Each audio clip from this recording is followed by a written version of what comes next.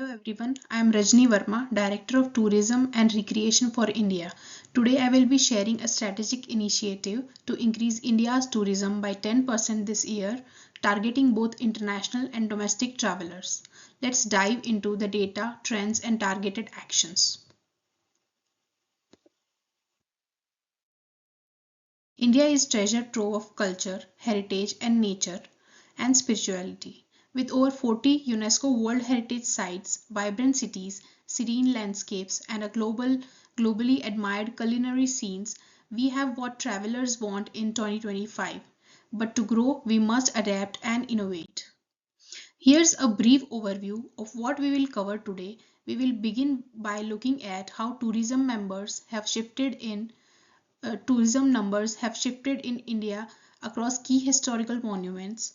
We will then explore key insights, identify growth opportunities, and conclude with recommendations to achieve a 10% tourism increase. In 2029, over 230 million domestic tourists visited India's heritage monuments, but the pandemic brought a sharp decline, over 60% drop in just 1 year. As global travel opens again, we are beginning to see signs of recovery. Let's now look at how our monuments were affected individually and what we can learn.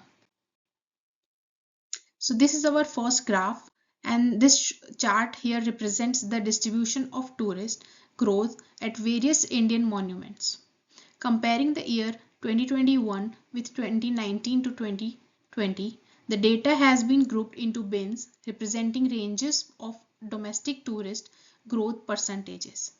Due to impact of COVID-19 pandemic, we can observe a significant decline in tourist visits during 2020 to 2021.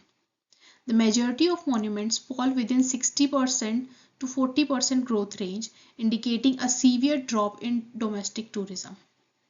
Especially over 130 monuments saw a 50% to 70% decline in visitors, while very few showed any positive growth.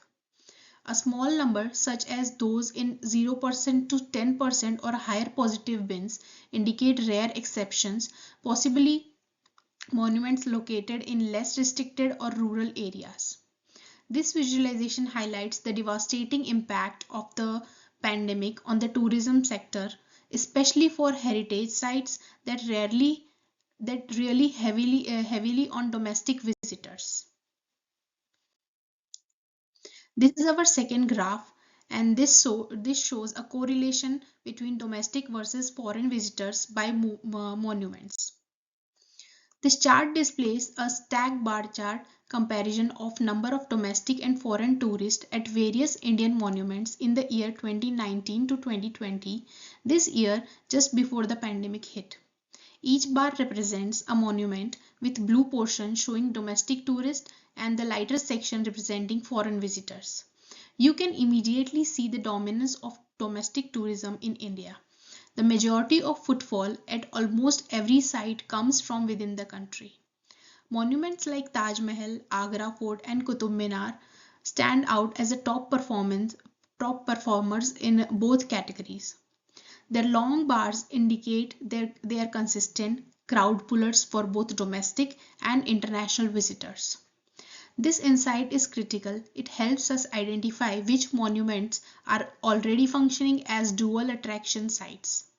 These are the places where strategic investments, international promotion, and experience upgrades can have the biggest impact in driving growth. For lesser known monuments with lower foreign visitor numbers but high domestic presence, we have an opportunity to develop tourism packages, improve accessibility, and promote these sites globally. This is our third graph. It shows tourism trend by monument.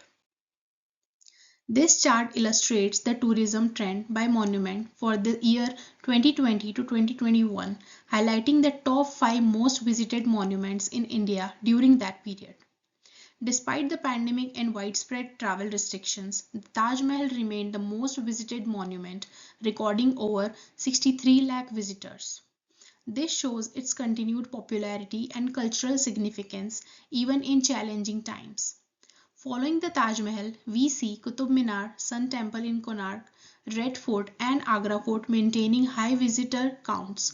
These heritage sites reflect strong public interest, especially in historical rich destinations.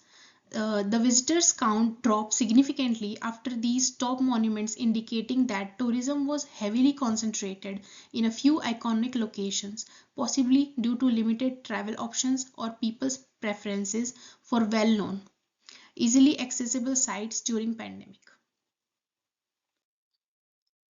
This is our fourth graph. It shows domestic versus foreign tourist share.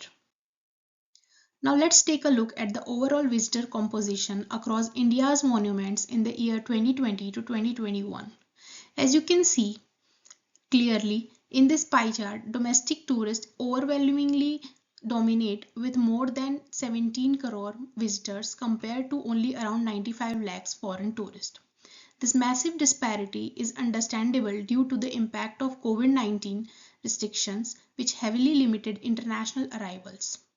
But it also highlights a key opportunity if we can now strategically revive international tourism through targeted marketing, visa ease, and global campaigns.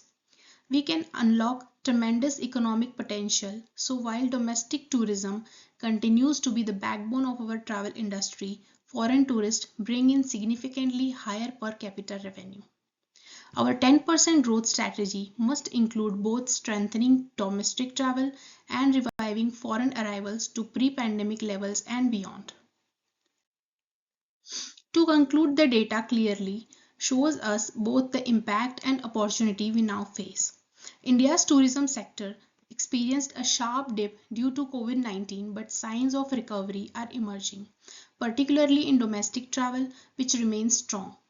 However, foreign tourism still lags far behind pre-pandemic levels. By analyzing trends and correlations, distribution of visitors across our monuments, we now know where to focus our efforts. Rebuild international confidence in visiting India through safety, accessibility, and promotions.